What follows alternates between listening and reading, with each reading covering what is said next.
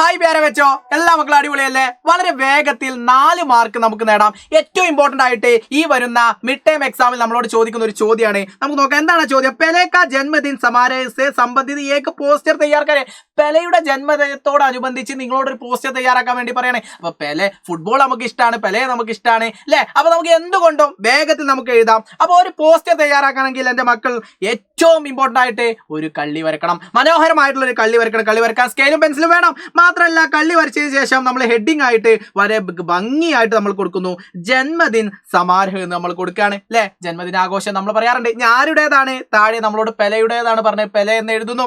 പിന്നെ നമ്മൾ എന്നാണ് അല്ലെ ഒരു ജന്മദിനാഘോഷം ഉണ്ടാവും. അപ്പൊ 24 ഡിസംബർ 2024 എന്ന് കൊടുക്കുന്നു. ഇനി നമ്മൾ എപ്പോഴാണ് ഇത് ആഘോഷിക്കാൻ വേണ്ടി തീരുമാനിച്ചത് ആ സമയം കൊടുക്കുന്നു. സുബേ 11 ബജെ അല്ലെങ്കിൽ 10 ബജെ നിങ്ങൾക്ക് ഇഷ്ടമുള്ള സമയം കൊടുക്കാം. പിന്നെ നിങ്ങളുടെ സ്കൂളിന്റെ പേര് കൊടുക്കുന്നു. നിങ്ങൾ ആഘോഷിക്കുന്നത് നിങ്ങളുടെ സ്കൂളിൽ വെച്ചായിരിക്കും. അപ്പൊ GOP സ്കൂൾ ഏതെങ്കിലും ഒരു സ്കൂളിന്റെ പേര് നിങ്ങൾക്ക് എഴുതാം.